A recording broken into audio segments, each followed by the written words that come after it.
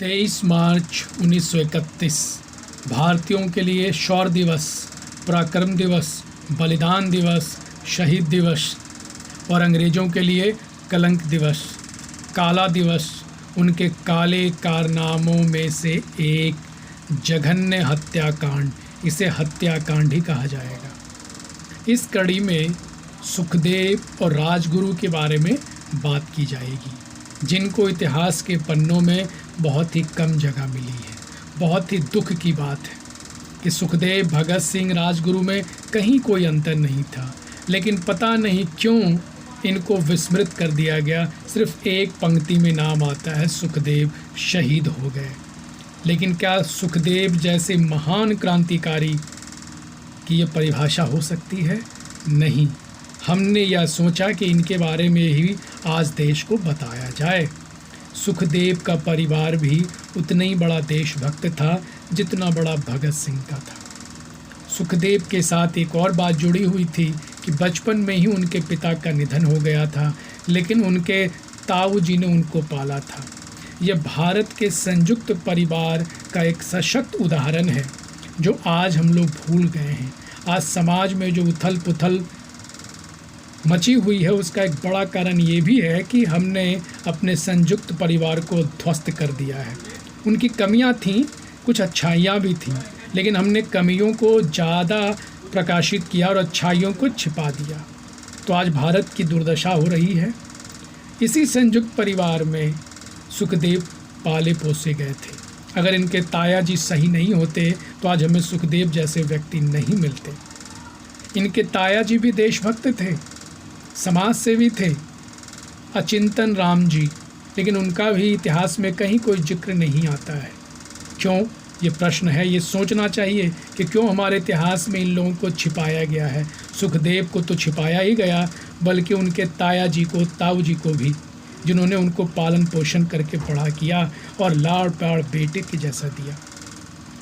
वो अचिंतन राम जी रहने वाले वैसे लुधियाना के थे, लेकिन इतने देशभक्त थे कि जिस प्रेस में वो काम करते थे वो भी उनके परिवार का था।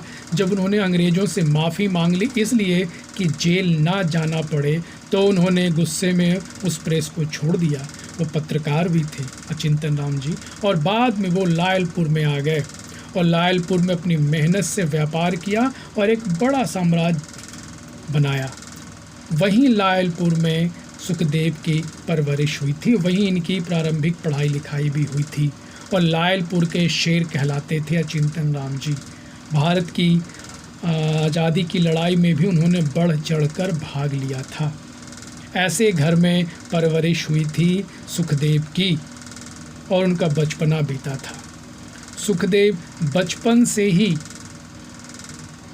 क्रांतिकारी विचारधारा के व्यक्ति थे। जहाँ वो गलत काम देखते थे उसका वो विरोध करते थे। एक दिन रास्ते की बात है, एक रिक्शे वाले को इन्होंने देखा कि कोई गोरा बुरी तरीके से पीट रहा है।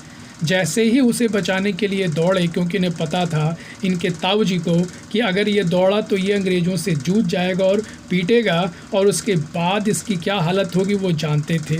इनके ताया जी ने इन्हें ज़ोर से पकड़ लिया और सुखदेव ने कहा, ताया जी आप मुझे छोड़ो, मैं इन गोरों को नहीं छोड़ूंगा। लेकिन ताया जी को पता था कि ये 13 साल का बच्चा आगे का दुष्परिणाम नहीं जानता है।